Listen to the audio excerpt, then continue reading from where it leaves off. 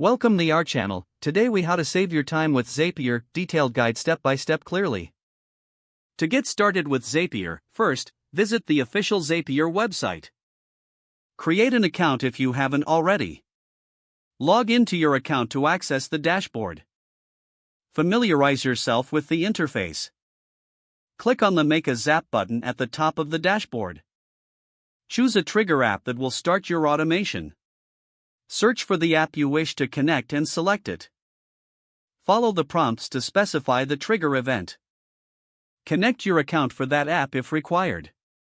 Test the trigger to ensure it is set up correctly. Once the trigger is confirmed, click Continue. Next, choose an action app where the data will be sent. Search for and select your desired action app.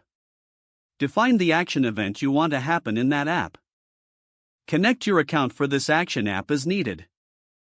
Map the data fields from the trigger app to the action app. Ensure the data flows properly between the two apps. Click Continue after setting everything up. Test the action to verify it works as intended. If the test is successful, proceed to the next step. Name your Zap to keep it organized. Enable your Zap to start automating your workflow. Monitor the Zap for any issues or adjustments needed. Explore additional features such as filters and multi-step Zaps to enhance productivity. Regularly review your Zaps for improvements and updates. Always stay informed about new app integrations on Zapier. Utilize the Zapier community for tips and shared workflows. Start saving time by automating repetitive tasks with Zapier's help. If the page does not load, refresh the browser or try again in a private or incognito window.